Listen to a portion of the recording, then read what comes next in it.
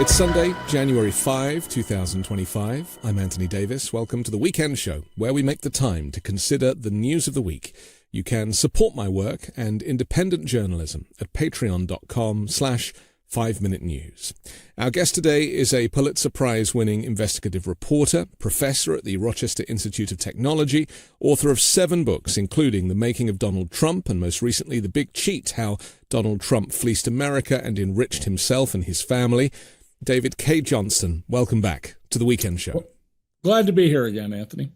We're having you back because, there was a huge amount of response to our conversation last week. And because there's so much to discuss, we didn't cover things such as immigration, and so I'm keen to do that. But now we have a whole new subject to deal with as well, which is domestic terrorism. So we'll come to that, unfortunately, in just a short while. But first, I want to ask you, why do you think that MAGA Republicans seem to still be so angry and vitriolic towards Democrats despite winning the election? Well, because they're angry at the world. I mean, part of Donald Trump's appeal is if you're angry about your circumstances, he's your guy. Back in 2010, when the Tea Party was around, I went to a Tea Party event where I live in Western New York, and I was absolutely stunned that the crowd there were not poor people. They were more likely, guys wearing tailored pants and loafers with no socks. And they were very angry.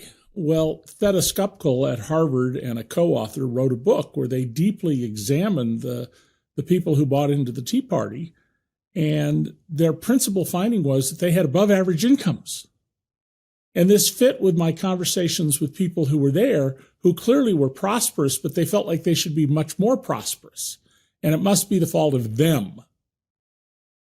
Interesting, because there is, clearly something going on that's inbuilt. I mean, we used the phrase last week, own the libs. And I often think that seems to be a huge part of people that are in the cult of Trump, that anything that Democrats might suggest is non-plus as far as they're concerned. But that extends to policy as well, doesn't it? And as an example of that, Trump wants to get rid of the Affordable Care Act because it's got Obama's name in the title. Right. Well, that's one part of Donald. Anything Obama did is inherently has to be bad and drive it out. But I'd be cautious about using the word policy and Trump in the same paragraph, okay, much less the same sentence. Yeah. Donald doesn't have any policy. There's no depth of knowledge. There's no principles there to do that. But there's this belief that's been fostered for a long time among the right-wing Republicans and that Trump has increased greatly. And that's the belief that there are a bunch of communists, socialists, fascists who are Democrats and that they're ruining the country. And that mindset has caught on. And unfortunately, the Democrats have done a terrible job of pushing back, of saying, well, wait a second, we're the folks who brought you. And then there's a whole long list of things they can list, beginning with Social Security, food safety laws, the Wall Street Police, the Securities and Exchange Commission. And they don't get heard about that. But they also don't do a good job of marketing.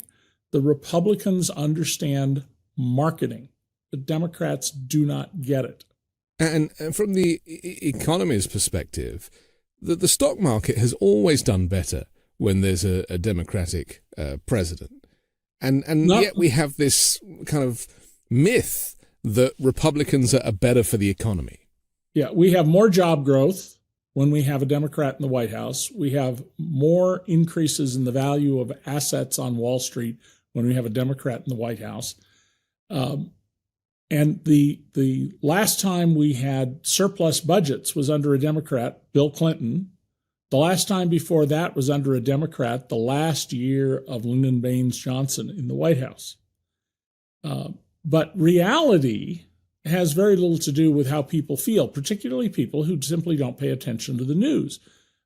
Journalism students at the Medill School at Northwestern University, just north of Chicago, did a study of vote results. And in counties that do not have a newspaper, daily or weekly, no newspaper at all, There are 3,300 county and county equivalents in America.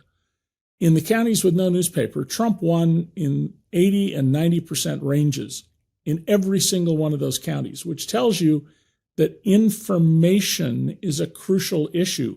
Donald knows that. That's why he's going to launch a full-scale attack to harass, perhaps prosecute news organizations that don't bow to him. You were quoted in the on the Press Watchers website, an article by Dan Frumkin, which was entitled "Trump Coverage Needs to Change and Here's How." And the article started off saying mainstream media coverage of Donald Trump is a disaster. The incremental daily stories utterly fail to convey the extent of the danger he presents to the functioning of government, to national security, and to democracy itself. We see this when we not just read the papers, but even this kind of 24-hour coverage. There doesn't seem to be any concern that America just voted in an authoritarian. It's very much business as usual as far as the corporate media is concerned. Well, I wouldn't say the corporate media. I would just say the news organizations. We still have competitive news organizations, not as much as we did when I started out in the 1960s, but we still have competitive news organizations. But there is this absolute sort of acceptance of this is the way it is that's deeply disturbing. And what Dan wrote about, and what I think most journalists don't get, is Donald Trump is not a politician. Donald Trump is a con artist. He is a career criminal. He is the third generation head of a 4-generation white-collar crime family. They don't go around like the mob does, breaking legs or threatening people or burning down their buildings. They cheat you with promises they don't intend to keep, with contracts, with using lawyers to overwhelm you because they've got more resources than you do. And he's by far not the only white-collar crime family in America. There are a number of them. News organizations just can't bring themselves to say, yeah, this guy is a criminal. First of all, he doesn't meet the constitutional qualification to be president of the United States. The 14th Amendment says that anyone who is given aid or comfort to an insurrection, you don't have to be an insurrectionist, you just give aid or comfort, can't hold a federal office. The Democrats didn't even raise this as an issue. And they might lose on it. And I can understand reasons they might say, we're going to lose on it, so let's not do it. But this is how you lose your democracy. When you have someone who has stated his intent to destroy your democracy, who says, I have an Article 2, referring to the Constitution, that says I can do anything I want. It says nothing of the sort. Who jokes about being president for life. Just today, I read an article about people on the right saying, well, no, Donald is not limited to 2 terms. He can run again. Those things should all tell you you're not dealing with a politician who's trying to build a coalition. You're dealing with a wannabe dictator. And it is seen in newsrooms as a sign of bias if you say that, rather than a statement of fact. The counter-argument is that he was never convicted of insurrection, and which is the kind of the way they're circumnavigating the 14th Amendment in people's minds. Let's just talk to the 14th Amendment for a minute. One point about that. There's no reference to conviction of anything in the 14th Amendment. What it does bring to light is that there are a number of prohibitions in the Constitution that don't have an enforcement mechanism. So Trump is not supposed to take money from foreign governments or state governments. But he did, well north of $1 billion he took. When people took him to court, what did the court say? Well, you don't have any standing. That is, you don't have a right to sue. Well, if ordinary citizens don't have a right to sue over something like that, maybe a government does. There's no enforceability of these things, and that is on the courts. That is a failure of the courts to do their duty. And we often talk about how the judiciary has become politicized. And for me, where I'm from, we don't have political judges. They don't run for office. They're not given the job by a political party necessarily. It's completely separate from politics. And yet we just trust them to do the right thing. They don't always, but at least they don't have a political leaning. Here it's to the extent that Trump is trying to get cases sent to specific courts in specific jurisdictions because he knows, Eileen Cannon, that they will be favorable to him. Right. Well, when you file an action in federal court, civil or criminal, normally assignment to a judge is done with a random number generator. It spits the whole thing and says, Judge Davis. Right. So the way you get around this is you bring the cases in places where there's one judge, or maybe there's two judges, but they're ideologically akin to one another. That's an easy to fix rule. All Congress has to do is say, no, you're within the entire district, you get that judge. And you don't get the one who's way out in the middle of West Texas. You're going to get who's ever in the whole district of West Texas. They can't even get together among the Democrats to fix that when they had majorities in the House and in the Senate. So one of the things you got to praise the Republicans for is they actually have been paying attention to the knitting, the fundamental work. They have for years been putting people in school boards, mosquito control districts, you name it, to build up bench strength.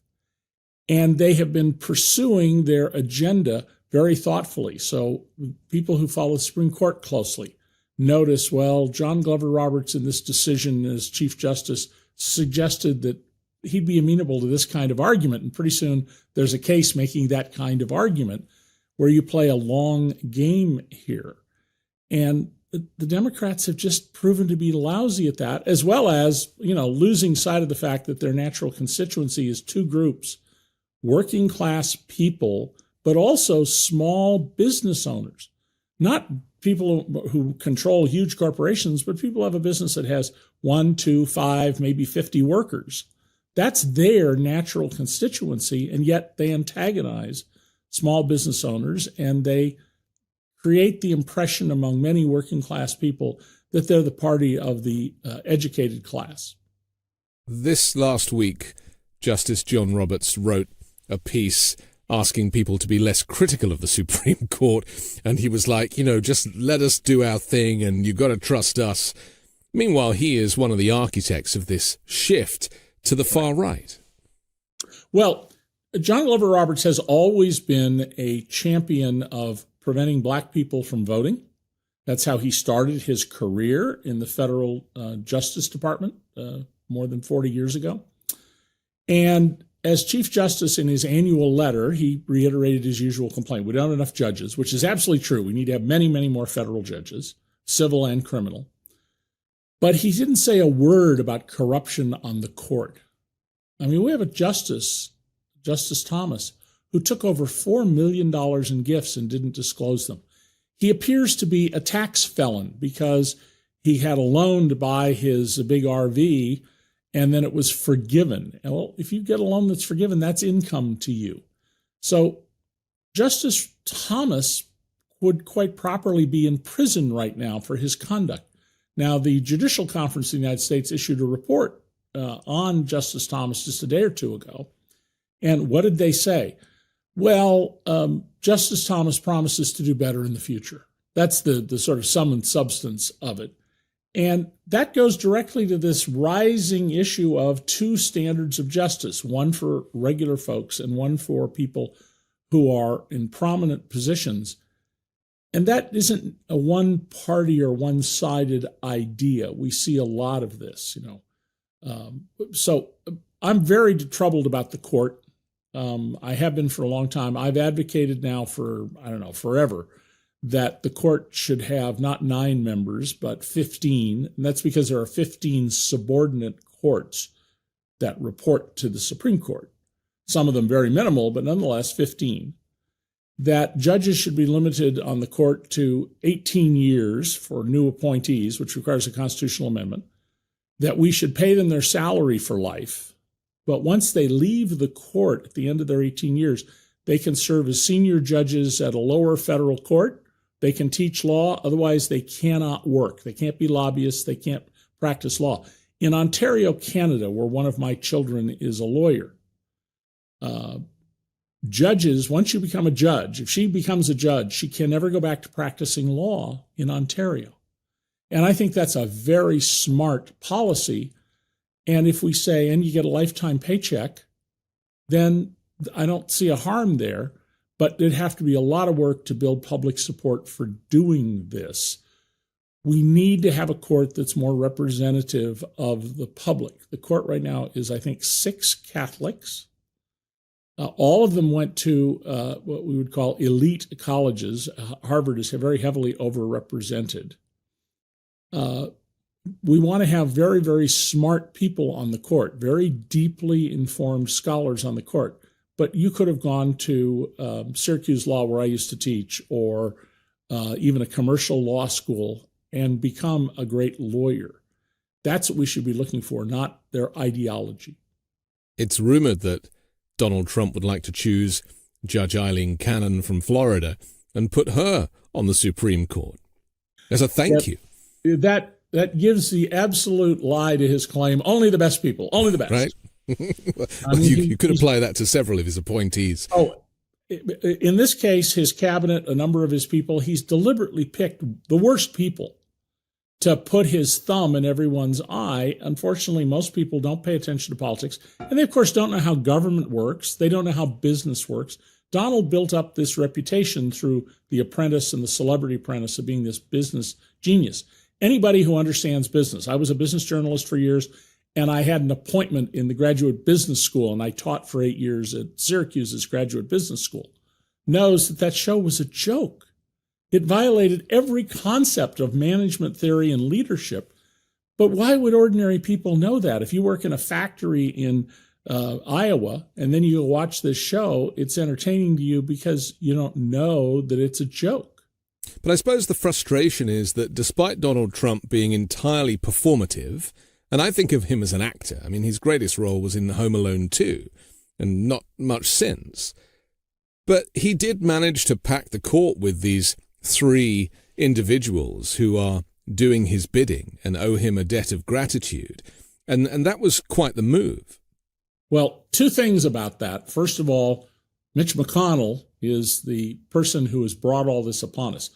As the longest-serving Senate Majority Leader, he did everything he could to pack the courts with people whom he likes, which means judges who will limit the opportunities to vote for people of color, that will take away or limit economic benefits for people who are poor, and impose a non-accountability standard for the rich and powerful in the U.S.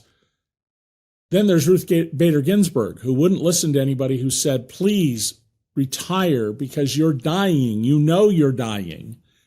And no, she thought, well, I'll make it till the next administration.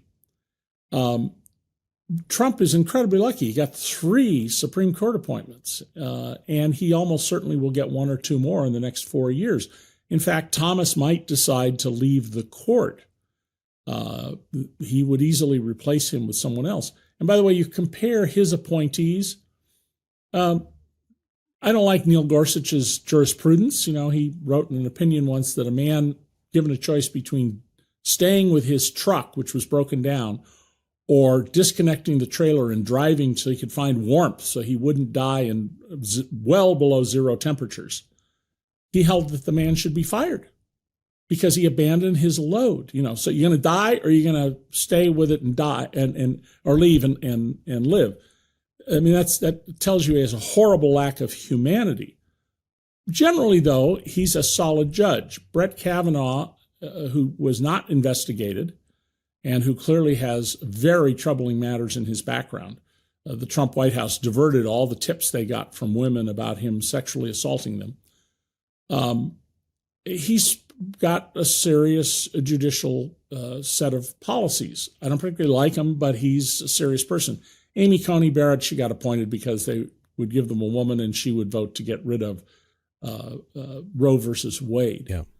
But look at Ketanji Brown Jackson. My goodness, that woman is the smartest member of that court.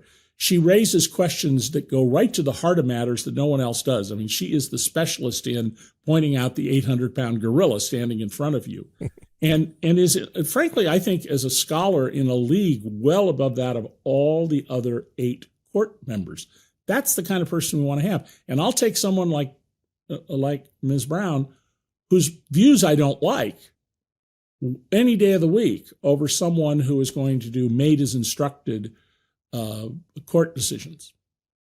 Let's talk for a moment, just going back to the first part of our conversation about why MAGA Republicans and Donald Trump certainly still hate the libs despite the fact that they have won the election. Because there was this phrase that came a couple of months before the election in November about bringing down the temperature. I think that was regarding, some of the abusive language that was being used and the aggression in the campaign, and just bringing it down. And yet that doesn't seem to have happened. If anything, the temperature is still so hot, to the point that we have seen 2 terrorist incidents in the last 3 or 4 days, New Year's Eve, New Year's Day, in such a shocking visual. The idea of driving a truck through a public gathering, that's a kind of copycat of what happened on Christmas Day in Germany, and then somebody driving a Tesla Cybertruck, parking it outside the Trump International Hotel in Las Vegas, shooting himself and blowing it up. What is so interesting about this is that these 2 individuals were in the United States Army, both American citizens, and clearly had an axe to grind. Let's just talk about the temperature, how it plays on outside of politics, because we hear about people taking matters into their own hands. This country is heavily armed. People don't have access to the information, or low information voters, as that phrase is used. Are we going to see more of this? Oh, we're going to see more of this. First of all, there are an awful lot of angry people, not just in America, but around the world, as we saw with the German Christmas market attack. But clearly in our society, we're not creating a society where people are happy or contented. And we're producing way too many people who are committing vicious crimes, who are deciding, I'm going to go out and I'm going to take a bunch of people with me. Look at all the incidents which you never heard of in the past that have happened in New York in the recent months, pushing people in front of subways or on tracks when there's no train coming. All of these indicate the degree of alienation that is spreading through our society, and it goes hand in hand with, as Mitt Romney said, millions of people in my party, the Republican Party, not believing in democracy. We had $50 trillion transferred from the 90% to the 1%, according to a study by RAND, which was originally set up as a think tank for the U.S. Air Force. $50 trillion would really change the country. That's almost 2 years, about 21 months of the total output of the country economically. And as people play by the rules, do what they're supposed to do, and then don't get rewarded for it, as they understand that under the current corporate policies, everybody is at risk. I mean, even tenured university professors, and I'm not a tenured, never will be professor, but tenured professors, their jobs are not safe anymore. In the 1973 recession, the then president of Delta Airlines, we used to call them presidents, not CEOs, announced that they were going to do everything they could for younger pilots to make sure they had work, even if it was being baggage handlers or working behind desks. And the head of the airline said, I'm not going to take any bonuses or extra things until I've rehired every one of my pilots. Today, it would be, yes, well, yesterday we fired 1,000 pilots, and you, dear shareholders, are going to make an extra 2 cents per share this year because of that. It is a complete undoing of any sense of a social contract. Well, if you follow that road, you end up at some point with the French Revolution. What happened in France in the 18th century? Every square inch of land was tied up, either in trusts by the aristocracy, trusts held by the church, or other vehicles. Your birth order, and your gender determined your economic future. If you're the second son or the third daughter, there was no economic future. Revolutions happen when young men conclude that the unknown future is worse than the known future. Now, we're not anywhere near that, but long before that come people who they're fed up, they don't care anymore, they're willing to kill themselves, they're furious at the rules. And a lot of this is the government rules. You know, we went through a period because of the New Deal from the end of World War II until Reagan, where there were almost no bank failures. There were a few, but they were relatively minor to the economy. Jobs were secure. The real after-inflation incomes of the 90% more than doubled, while the real after-inflation incomes of the top 1%, and most importantly, the top tenth of 1%, hardly went up at all, because we had tax rates that essentially said, you want to spend more than $800,000 a year in today's money, you got to have a hole in your head because we're going to tax you at a very, very high rate. And we've changed all the rules. And people may not understand those rules, but they see the effect of it. Hey, wait a minute. Why were mom and dad, and for that matter, grandma and grandpa, better off than I am? How come at my age they owned a home and had paid off their mortgage, et cetera, that people see? So there's a lot of anger. Donald is going to try and provoke that anger, especially from people who are critics of his, so that he can take extraordinary measures like suspending the privilege, not the right, the privilege of habeas corpus, which means he can have you arrested and held in jail and you don't have a right to see a judge. The explosion that took place outside Trump's hotel, this guy drove hundreds of miles, specifically rented a Tesla Cybertruck, which Elon Musk is now claiming is practically bomb-proof and he chose the wrong vehicle. But that's not really the point, is it? That this was clearly a protest about the relationship between Donald Trump, who supposedly is a man of the people, going into public business with Elon Musk, the richest man in the world, a tech billionaire, and giving him all this responsibility. I mean, it seems pretty obvious. The FBI would deny this, of course, but it seems pretty obvious that this is the connection. I think it's very clear, first of all, that both the New Orleans attack with the pickup truck at high speed down Bourbon Street and the Cybertruck explosion are manifestations of this anger and hatred over what America is at the moment. Not what it can be, not what it used to be, what it is at the moment. And, you know, Musk can make his argument, you know, the explosion wasn't as bad because I built a good truck. And in fact, one of my first thoughts was, well, the guy who did this, who shot himself and then the bomb went off, didn't think this through very carefully because he didn't achieve his goals, evil as they are. But we're always going to have lone wolf attacks. You know, when the troubles were going on in Northern Ireland and there were all the attacks that took place in London, there was no prospect that the military wing of the folks who wanted to go back to being part of Ireland, not part of the United Kingdom, that they were going to succeed. They could harry the British, right? They could kill some people at Harrods department store, but they weren't going to overthrow the government. And we're going to see more harrying actions by people who are angry. And some of them are going to be by Trump supporters who are angry at him. And let's remember, the guy who shot at Trump, and all the evidence suggests did not touch him with a bullet, killed other people, but there's no evidence Donald Trump was struck by a bullet. He was apparently a registered Republican.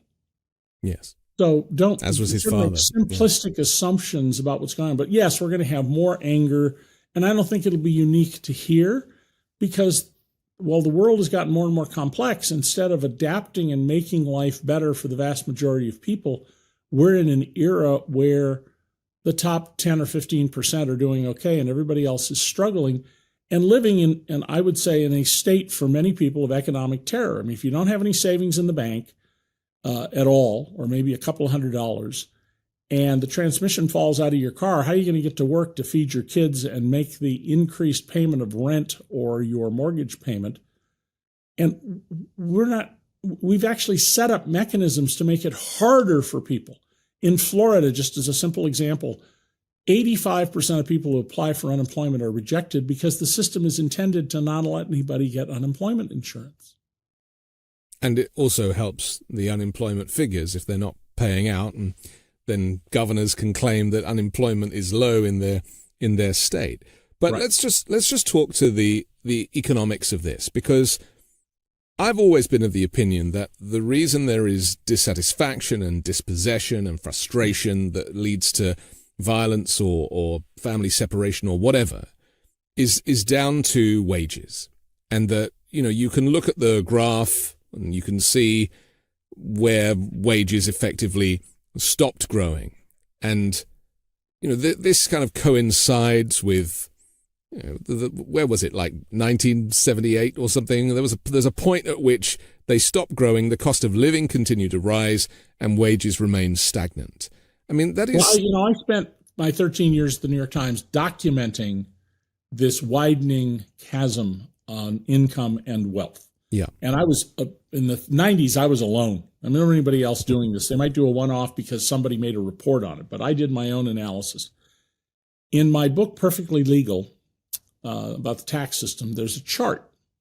It shows the average increase in income for the bottom 90% of Americans over 30 years as 1 inch.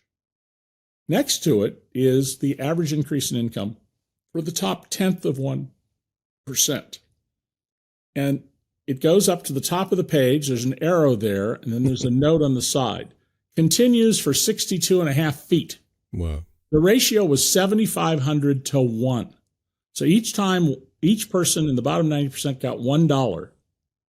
Each person in the top 10th of 1% got $7,500. And by the way, in other articles, I showed that the tax burden of the bottom 90% was unchanged. We cut, during that time period, we cut their income taxes a little, but we then increased their Social Security taxes significantly. Whereas for people at the top, they got a 40% reduction in their tax burden.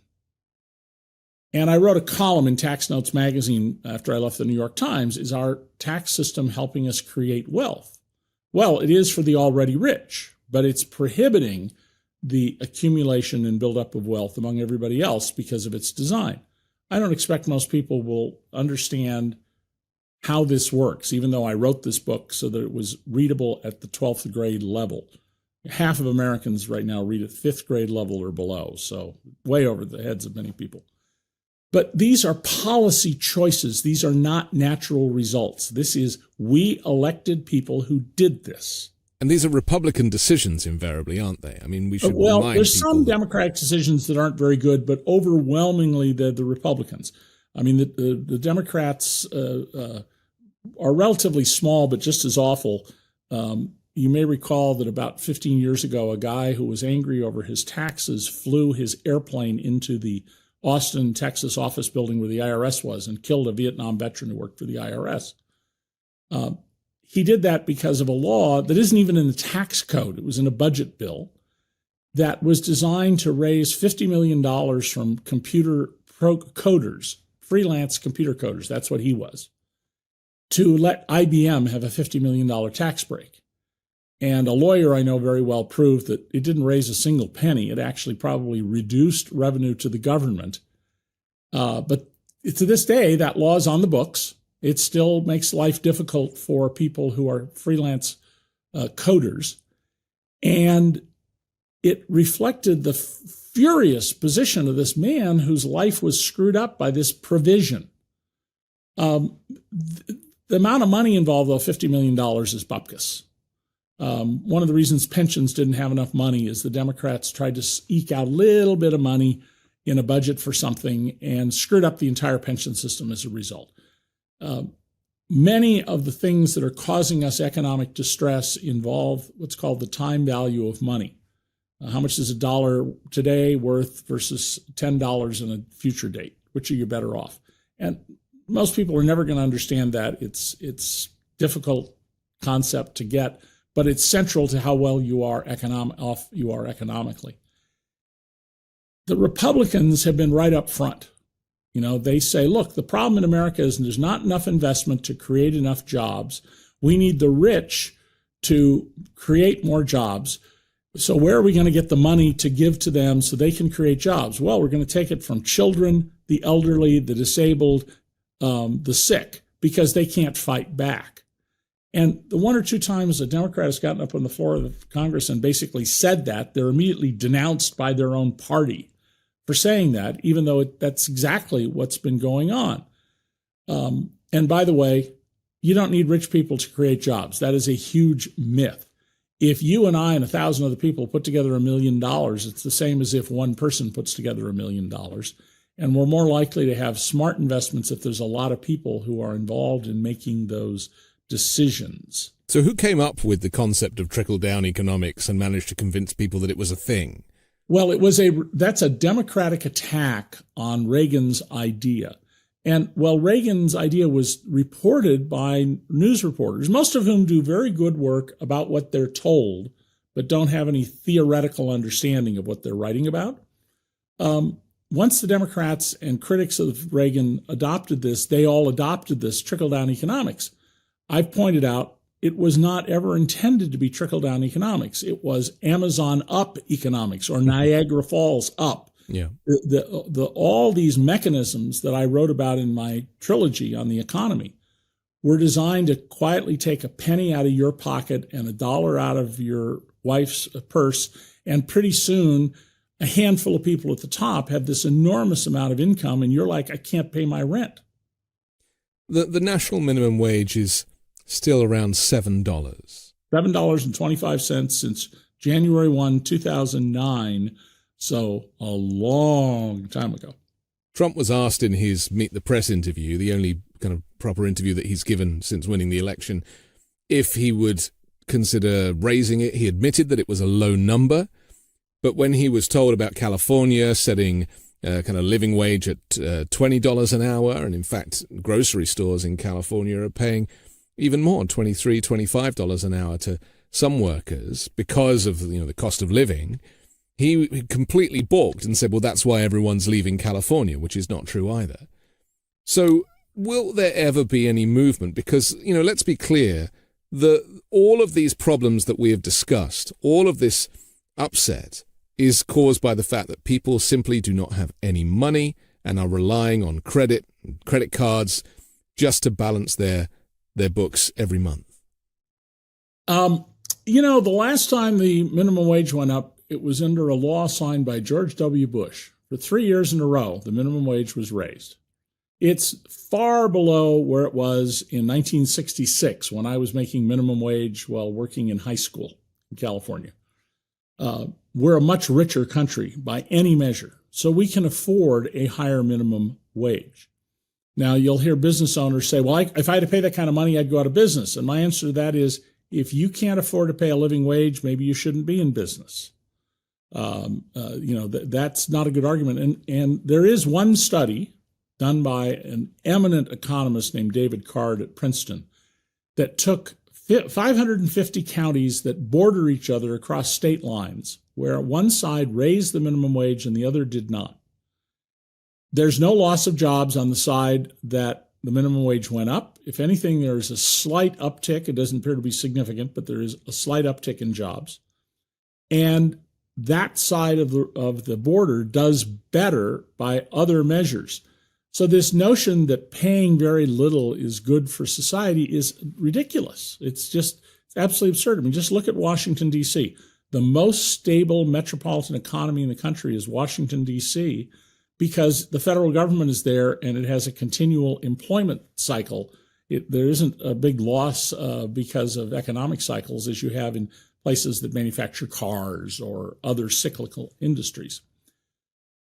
The Reagan campaign in 1980 repeatedly said, we want the wealth creators to enjoy the fruits of their success. And he had an argument that the tax rates we had discouraged people from spending their money on their lifestyle. If you and I owned a business and you came into me at the day after Christmas and said, oh my God, we're going to have $10 million more profit than we expected. We made a mistake in the accounting. I would say to you, well, you got 5 days left to go spend $1 million for the benefit of the company. So, you can pay you and me and some other people a bonus, but that production line that we put off, I want a contract signed in 48 hours with a big advance payment to soak up some of that money and go buy some replacement trucks and do a whole bunch of other things so that we don't pay taxes on that money and we use it to grow the business. When you cut the corporate tax rate to 21%, what you're telling companies is, oh, take money out, because nobody actually pays 21%. You're likely to pay about 8% or 10%. Take the money out. And what do we do when we take it out? Well, the average billionaire, according to a number of studies, owns 12 houses, 12 homes, some of which they may not see for years. Yes. That's an unproductive asset. And when you withdraw capital from a business, you are inherently destroying jobs. On a macro level, think of the whole country, all the money withdrawn means fewer jobs. You want more jobs, you have a tax system that says reinvest in the business, and over time, the business will continue to grow. Do we really need to have a society where the average billionaire, and there are now thousands of billionaires in this country, there are now many people, not, I think, 100 yet, but certainly into two digits, whose annual income is north of $1 billion a year. Do we really need for them to have, more art on the walls, more antique cars they bought for $4 million, more fungible tokens they bought for ridiculous prices? We're setting up an economy of extraction to the very wealthy rather than an economy of reinvestment in the society. And one other part of this, Anthony, it was common in American business up through the end of the last century for companies to invest money in the further education of their workers. The world is full of people who got a master's degree or a second master's degree or a doctoral degree because their employer paid for or heavily subsidized that further education. Hardly ever happens anymore. We have to take a quick break, but I want to come back and talk about President Musk and how he is now seeking to meddle in the elections, but also the politics of other countries, having done a wonderful job on the American election. We'll do that next here on The Weekend Show. When you think about businesses that are selling through the roof, like Alo or Allbirds or Skims, sure, you think about a great product, a cool brand, and brilliant marketing, but an often overlooked secret is actually the businesses behind the business, making selling and for shoppers buying simple. For millions of businesses, that business is Shopify. Nobody does selling better than Shopify, and the not-so-secret secret with Shop Pay that boosts conversions by up to 50%, meaning way less carts going abandoned and way more sales going. So, if you're into growing your business, your commerce platform better be ready to sell wherever your customers are scrolling or strolling, on the web, in your store, in their feed, and everywhere in between. Businesses that sell more sell on Shopify. Upgrade your business and get the same checkout that Allbirds uses. Sign up for your $1 per month trial period at shopify.com/weekend, all lowercase. Go to shopify.com/weekend to upgrade your selling today. Shopify.com/weekend. We're back on The Weekend Show with David Cay Johnston. I'm Anthony Davis. Elon Musk, who, as we know, bought Twitter for $44 billion. Nobody was quite sure why he wanted it and was prepared to pay that much. I think we've now worked out in hindsight why. Gave him control of the narrative, the town square. In fact, he actually posted on Friday, "This platform is the top source for news on Earth," and listed all of the kind of news sources, and X was at the very top of the leaderboard, which I'm sure he's thrilled about in terms of controlling the flow of information. There's a lot of people very upset about the amount of money that he invested in this election to help get Donald Trump elected. A lot of people are very upset about the relationship he seems to have with Donald Trump. Now he's living in a cottage in Mar-a-Lago, apparently, so that kind of bromance is flourishing. But now he's also reaching out to other nations. We heard that he'd met Nigel Farage, the leader of the Reform Party in the UK, at Mar-a-Lago, wants to drop $10 million into his campaign to maybe get a far-right leader elected in the UK. Musk posted about 30 times on Friday, right through the night, about the current Prime Minister of Britain, Keir Starmer, claiming he was complicit of the rape of Britain when he was head of the Crown Prosecution for 6 years. He wrote, "Starmer must go and he must face charges for his complicity in the worst mass crime in the history of Britain." This is getting to a point now where the bias is so explicit, as well as the interference so inappropriate, that I have no doubt that Musk is enjoying the power that he has, the wealth that he has, and will seek to shift nations right around the world to his kind of far-right, white supremacist version of a system. What are your thoughts on this? I think there's something much bigger going on here than what we're seeing in the daily news. The attacks on Prime Minister Starmer, they're not having any effect in Britain based on what I've read and the couple of people I've been on British shows with who are political figures there. His efforts in Germany to help the far-right people who are careful not to call themselves what they are, which is Nazi sympathizers, yes, are part of the same mix, and here in the U.S., the same mix. But what's going on here, I think, isn't Musk being so interested in this or that particular business matter. It's that Musk, Trump, Viktor Orban, Putin, Kim, Xi, they're all trying to create a top-down world run by people like themselves and minimizing the accountability that they have, if any. I mean, if you're MBS, you have no accountability. 39 Muslim clerics pray for a better government. You just have their heads taken off, which literally happened 12 years ago now in Saudi Arabia. I think Musk's game here is to end democracy. And I think that's Donald Trump's game, is to end democracy. I mean, Donald really believes, and I've known him for 36 years. I've studied him very carefully all these years, and I've yet to be wrong in a prediction about him. Donald believes that he should run everything, that he's special. Never mind that he is uninformed and ignorant and doesn't have any scruples or principles or skill. He believes that. And so he's surrounded himself now with people who will support that. So who did he appoint to be his anti-terrorism czar? Sebastian Gorka, a man with a phony PhD, a man I've been asked to debate on British radio, and it just evolves into him shouting and my shouting back at him. And a man who showed up at Trump's first inauguration wearing the uniform of the Nazi collaborators in World War II.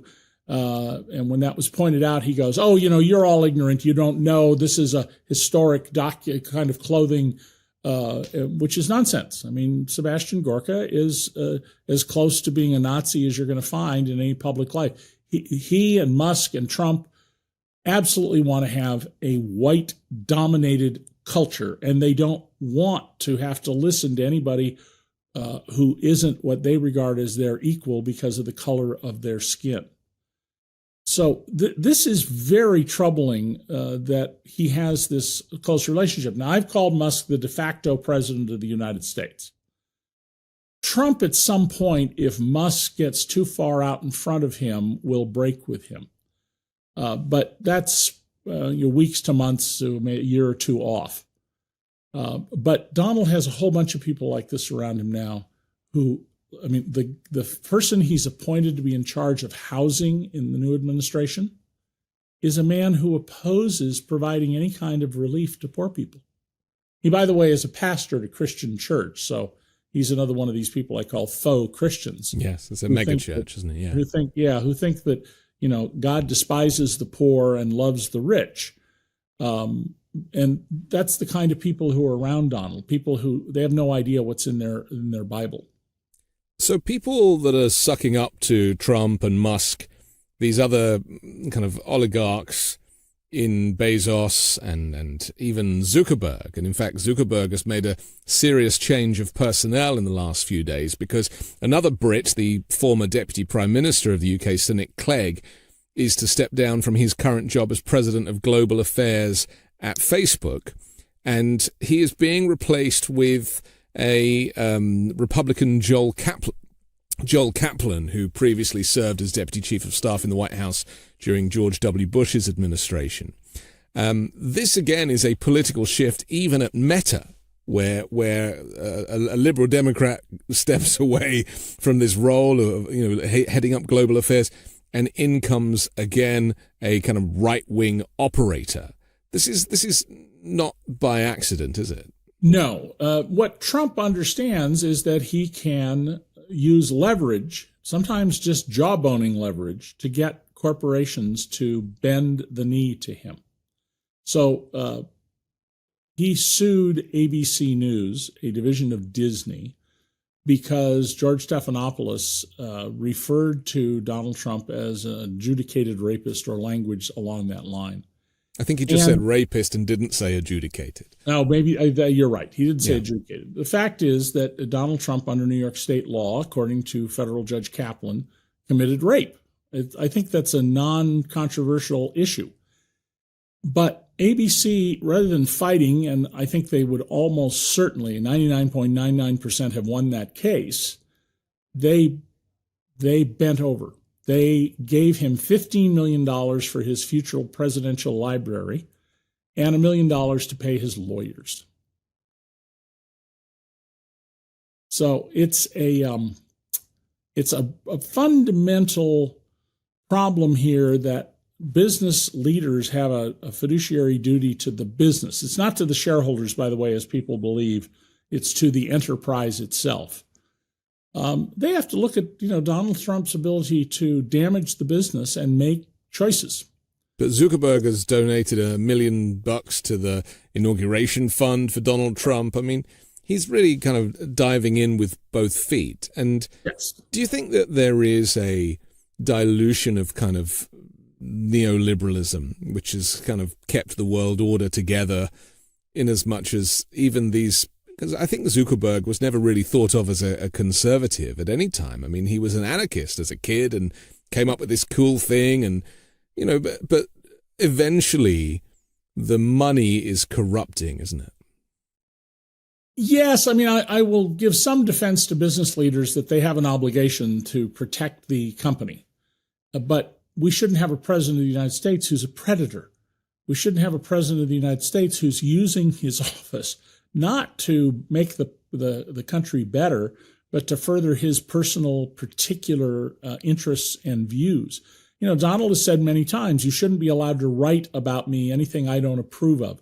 I don't know what could be more dictatorial than that. That's what Stalin does. You write something in the news in Russia that he doesn't like, you'll end up in prison and you may well just disappear, which is why many of the Russian journalists who write for Russians are in Turkey and Paris and places like that. Democracy is under full-scale assault by Donald Trump. If Donald Trump can overthrow our government, which he already tried to do once, he will do it. He's referred to Americans who don't support him as the enemy and says they're a bigger problem than China and Russia. He said these are bad people, these are sick people. I mean, he's talking about American citizens who choose not to vote for him, which is a remarkable statement to make. But maybe democracy... And claiming, Anthony, also claiming he has this mandate. Right. Now, Ronald Reagan got a mandate in 1984 in the re-election. Lyndon Baines Johnson, in his only election in 1964, had a mandate. Both won by around 20 percentage points. Donald won by 1.5 percentage points. He didn't even get 50% of the vote. He doesn't have a mandate, but he keeps repeating that. Yes. And I've been making it a point to, for the last week, sort of dip into various discussion groups to see what happens by presenting facts. And what you get back is, you're a liar. How much is George Soros giving you? That's just not true. And ridiculous assertions by people. Things like windmills require so much oil that it will drive up the price of oil. The biggest windmills out there have about 100-gallon oil tank. They change the oil about once a year, and they refine it to clean it up, and they use it again. We're the number one oil producer in the world. We're producing somewhere north of 12 billion barrels of oil a day. Under Joe Biden. Yes, under Joe Biden. Yeah. And so this is just ridiculous. But many people have no sense of scale. They don't understand 1,000 from a billion. And Donald exploits all of this, and he does so brilliantly. I mean, look, the man is the greatest con artist in the history of the world. He's got lots of people believing he's a genius, believing he's a Christian, believing he's a family man, believing that he's a geopolitical diplomat. And believing he's a good lover as well, which is maybe the greatest confidence trick of all. Let's just go back to this notion of democracy, because a couple of years before the election, Republican spokespeople started to use the line, "We're not a democracy, we're a constitutional republic," trying to just change the language on this a little bit. And I've always said that it's unfortunate that the Democratic Party has the word democracy in it, because it almost has become a stain on their marketing. Because the Republicans now, many of them are like, well, we were never a democracy and we don't want to be a democracy, and democracy is for Democrats only.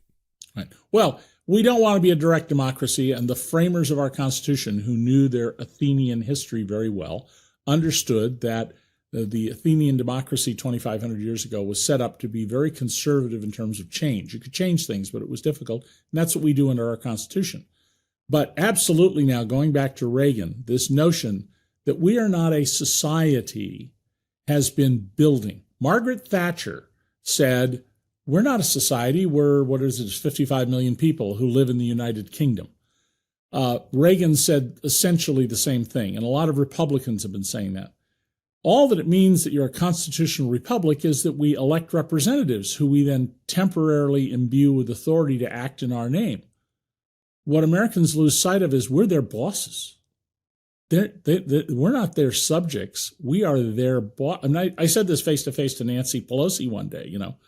I'm your boss. I and all the other people out there, we're your boss. Maybe not you personally, because I don't live in your district, but you're subordinate to us. We've just temporarily given you the power to act in our name.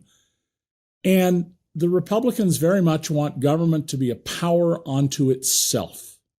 That's been a core position of theirs going back way before Ronald Reagan. I can certainly trace it back to the 1930s. And I suspect it goes earlier than that. I just haven't studied that. Democracy is under assault, and it's deeply under assault. And that line of Mitt Romney's is really important. Millions of people in my party, the Republican Party, don't believe in democracy. If you don't believe in democracy, I'll tell you what else you don't believe in. You don't believe in liberty.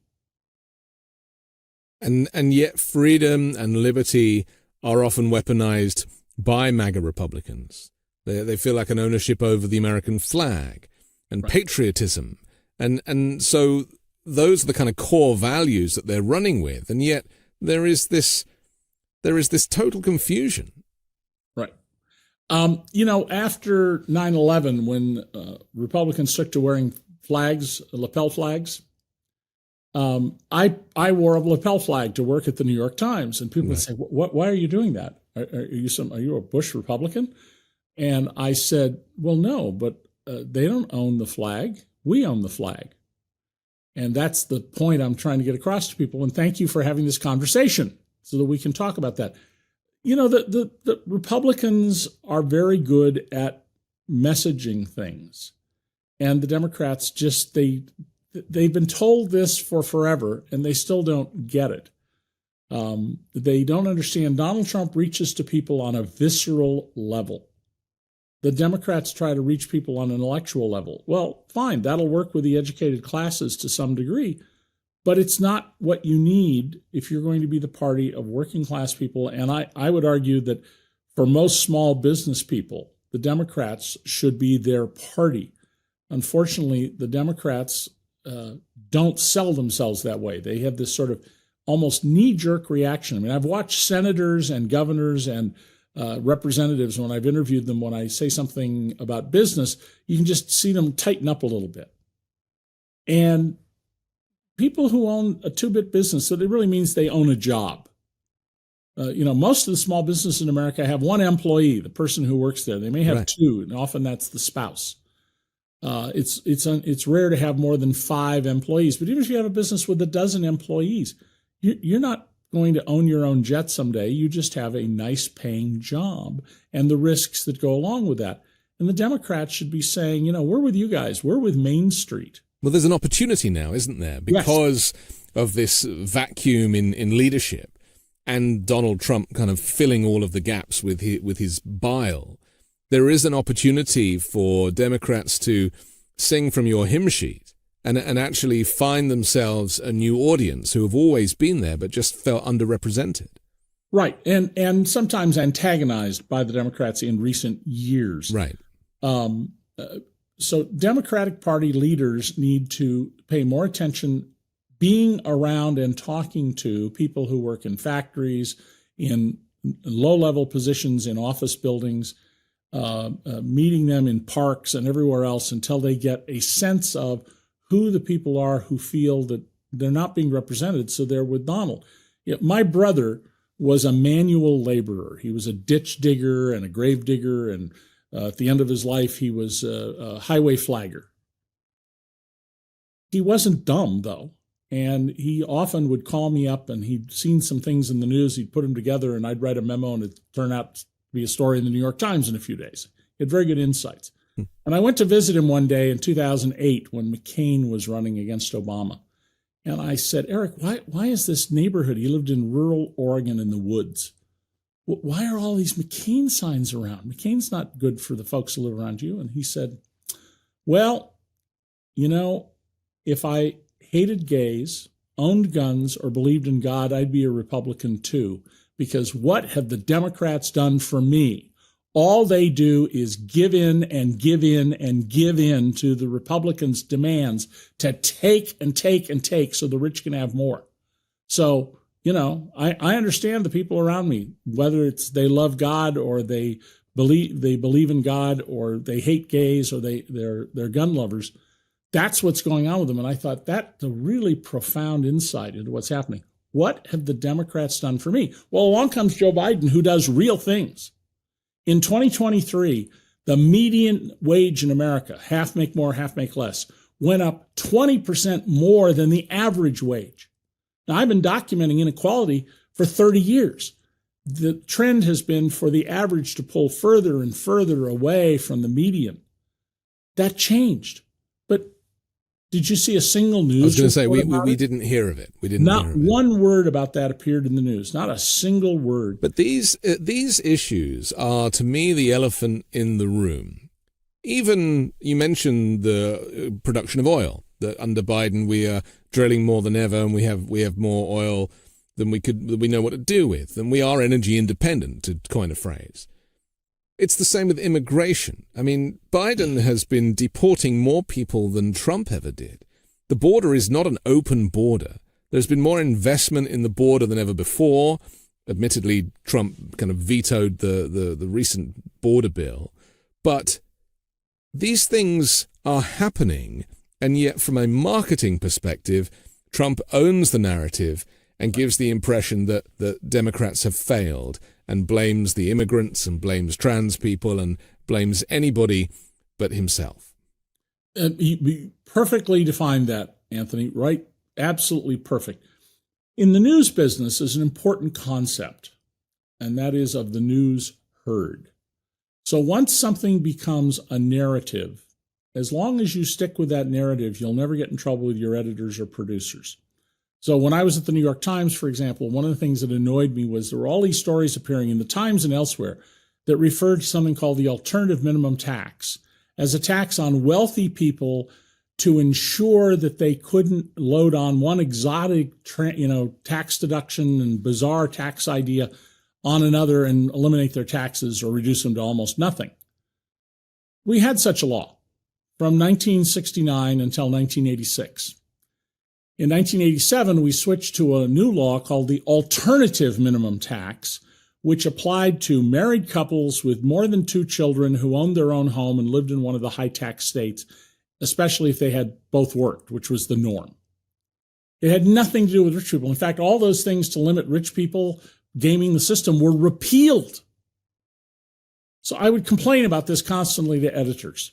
I wrote a story in the Sunday Week in Review section with a graphic saying, okay, now people won't continue to do this. And of course, after I left the paper in 2008, it just bloomed again because nobody was complaining about it.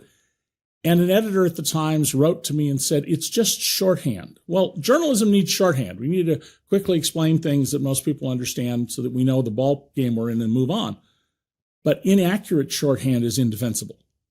And I can show you throughout public policy shorthand that's been adopted that now the herd has this idea. Therefore, and one of them is, I just read within the last week, 2 news stories, one in the Wall Street Journal, and I don't remember, I take 20 newspapers, which other paper, I think it was the LA Times, that talked about uncontrolled inflation under Joe Biden.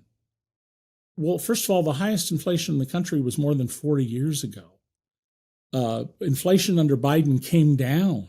At the peak point on a monthly basis, it was about 9%. It's below and has been for about 2 years now, below the post-World War II average. Yeah. And yet the narrative, Biden, inflation out of control, continues. The recent spike in egg prices. Egg prices are really high right now. It has nothing to do with Bidenomics. Bird flu forced the slaughter of more than 1 in 4 laying hens in America. You got 384 laying hens and you kill over 100 million of them. Egg prices are going to go up. Yeah.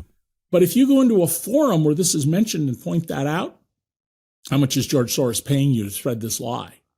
But the effect of this fact is a core problem. The effect is that half the country is voting for the wrong team. They've basically been convinced to vote against their own best interests, right, because of the tribal nature of the cult of Trump. But it's been going on long before Trump too.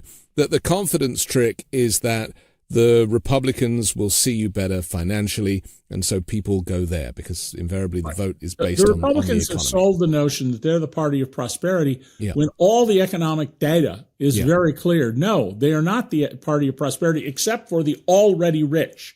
And that's one of the themes that the Democrats should get onto. Obama did very briefly, and then he backed off, that what we want to have is a society where more people are prosperous, not that the prosperous are more prosperous. We should be measured, as FDR said, by how well we treat the least among us. That certainly, if you claim to be a Christian, should be an absolute core value. And then the idea that, that's government, that's totally different from my personal nonsense. Yeah. There's no support for you on that in your New Testament if you'd go actually study it. This is the problem with money in politics, with huge donations and foundations and loopholes, is that both parties are trying to outraise each other.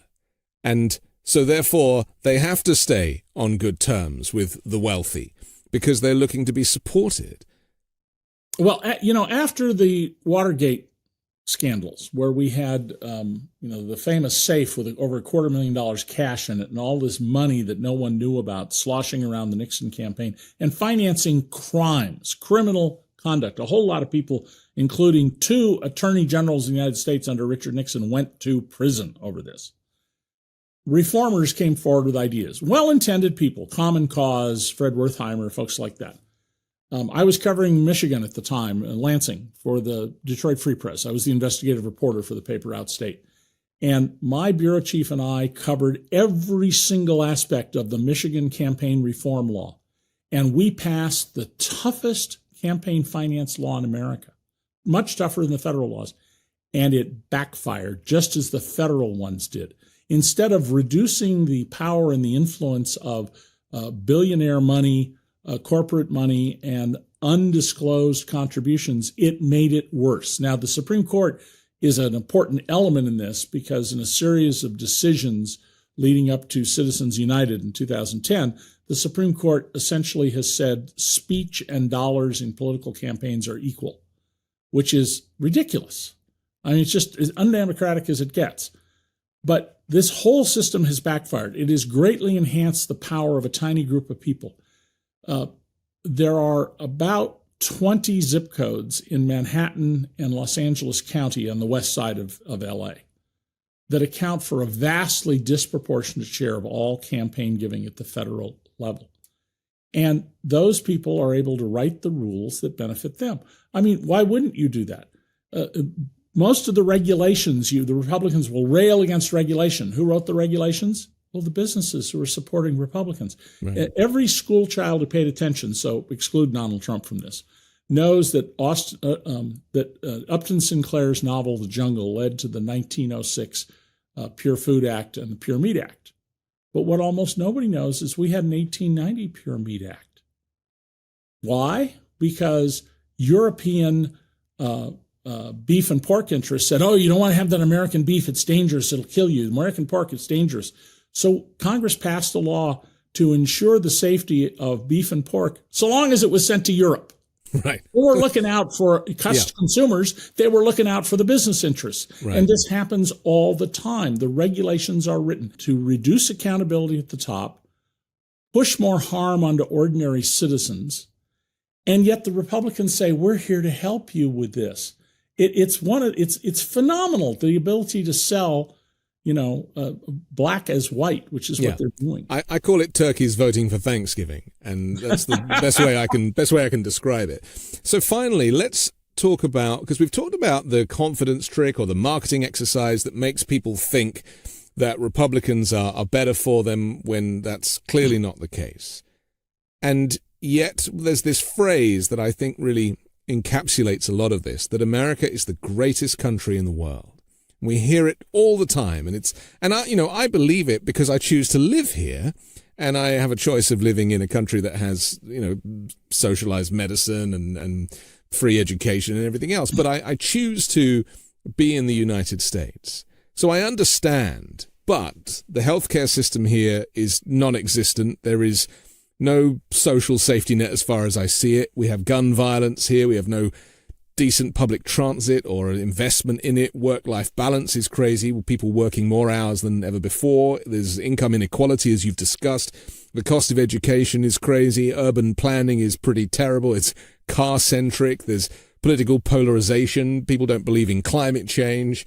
All this stuff. Oh, and we should probably mention school shootings and mass shootings. Again, things exclusive to the United States. And yet, people will allow it to drip off the tongue. This is the greatest country in the world. Well, just qualify that for me. That was the opening scene in the HBO series The Newsroom by Aaron Sorkin. Right. College sophomore gets up and asks the Jeff Daniels character, can you tell us why America is the greatest country in the world? And he tries to dodge it. And then finally he does a rant where he says, well, we're not. We're 6th at this and 47th at that. And the idea of America is the greatest idea in the world in terms of governments. But the reality is not. We're not the highest income country. We have horrible maternal and infant death rates down in the neighborhood of Cuba, of all places. Yeah. We have terrible problems with pollution. For a number of years, life expectancy has been growing, but much faster in many other countries, Europe, Australia, New Zealand, than in America. And for a while, we were literally going backwards among middle-aged white males, which ought to be a pretty strong indicator in a country that's as white as America is, that something's really gone wrong here. And I think a lot of that is because we've created a society in which the voices that get heard in Washington are not the voices that need to be heard. By radically reducing the role of unions, with the loss of influence of the Christian social justice movements, Christian and Muslim and Jewish, there used to be an office building in Manhattan that was just full of such organizations, and it's gone. That's a different building today. The messaging needed to get across, here's what ordinary people in America need, has been really pushed down and made irrelevant. And Ralph Reed, the right-wing entrepreneur who promotes all sorts of horrible ideas under the voice of being a Christian, I quote him in one of my books as saying, in Washington, it doesn't matter how good your argument is. It matters how loudly you can speak and that you're heard. And that's what has gone wrong. I often tell audiences when I was on the lecture circuit, I would say, call up your congressperson, call up their office and say, next time a congressperson is going to be in town, I'd like 5 minutes with my congressperson, and see what happens. And I've had people call me back or email me and say, well, I did that. And the first thing I was asked is, am I a donor? That's a crime. That question, by the way, is a crime, or could be construed as a crime. Many of them said, well, what group do you represent, or something else? A couple of them said they wanted to talk to their member of Congress about the estate tax and got lectured by the staff on what right-thinking Americans think. And this happened with both Democrats and Republicans, by the way. It was across the board. I would also say to these audiences, let me tell you how well-to-do people do. Not long after I moved to Rochester, New York, out in our back patio, I had some of the wealthiest people in town over to my home. Because of my wife's position, we were plugged into these people. And I made a remark about, your congressperson not being accessible to the ordinary citizen, but donors are right away. And one of my guests opened his flip phone, that tells you how long ago it was, pushed one button and went, Louise, Louise Slaughter was our congressperson, exactly proving my point. Right. We need to make members of Congress less dependent on such folks. So I would ban all of this being sent around in corporate jets. No, you're going to do this, you fly commercial. If you're rich enough to own your own jet, you do what you want, but you're going to fly commercial. I would propose that every time you meet with a lobbyist, you have to file a report as a member of Congress or the Senate. Here's who I met with. Here's the subject we discussed. You don't have to tell us the details, but this is what we were discussing. And all of this would be done by an independent person who works for you, who follows you around. And everything you spend, you have to get a receipt for. We'll collect that stuff. And someone, I'm sure, will post it all on the internet to tell you, here's how these people are doing. Because there are lots of members of Congress who are like Clarence Thomas, the corrupt Supreme Court justice. They're staying all the time in the homes of various wealthy people. They're going when it's ski time in Vail. They're staying at somebody's home, and they're getting driven in a limousine. They're also trading stocks as well, which is trading stocks left and right. Yeah. And we need to ban all of that. I mean, I don't mean this quite seriously, but if a lobbyist lights your cigarette and you're a member of Congress, I think we should just shoot you on the spot. I mean, I think we really need to insulate this influence, and we need to disclose. We need a lot of disclosure and accountability.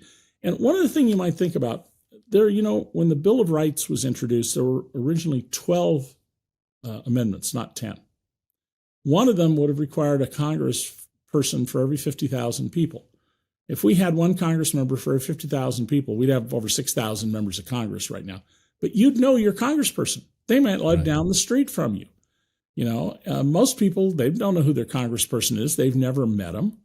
When I lived in the little island of Ocean City, New Jersey, my congressman would go to the same diner I did for breakfast some mornings, and he'd sit next to me. Not that he wanted to talk, but that's just basically unheard of when districts have 500,000 people as a practical matter. We need to get Congress and the Senate to be more accountable to the people. We need to ban corporate contributions. We need to overturn Citizens United and this, what I think is cockamamie idea that dollars are speech. No, of course dollars aren't speech. That's like saying dogs are cats, in my view. But there's a lot of work to be done to do that, and I don't think we'll get there until we've gone through a very rocky period and a lot of people have their eyes open to what's happening. So, So in a way, Donald Trump's tenure could actually be useful, because when you get so far low, there's only one way you can go, and he's certainly going to block freedom of information requests and everything. And so the transparency that you're speaking of will not be present in his forthcoming regime. So LTBT, let Trump be Trump. Yeah. He cannot, under his announced plans, improve the economy. It's impossible for that to happen. How bad it gets depends on circumstances, many of which are beyond his control. But if we just let Trump be Trump, we're going to see what he's going to do. Freedom of Information Act. they'll just cut back on the already radically insufficient funding for people's requests, and they'll find more reasons to refuse and deny. Yes. Harass journalists and journalistic news organizations if they won't toe the line. Harass companies that believe that having a diversified staff benefits the company. Give them a hard time. I mean, there are lots of things that the Trump administration, now that it has a group of skilled ideologues who are zealot, they will proceed to do a lot of things that will turn out to be harmful. And we have to hope the Democrats are smart enough to exploit that, smart enough to get people's eyes open, and hope that they don't continue in this sort of, we do good works. We don't have to market what we do because everybody knows we're doing good works. I wish the world worked that way, but you know what? Never has, never will. Okay. We have to finish, but for now, David Cay Johnston, thank you for joining The Weekend Show. Thank you, Anthony. I'm Anthony Davis. Don't forget to support me and independent journalism at patreon.com/5Minute News. You can see more from me on the 5 Minute News YouTube channel and podcast, and I'll come back next Sunday with a brand new special guest and more factual news to discuss on the 5 Minute News Weekend Show with Midas Touch.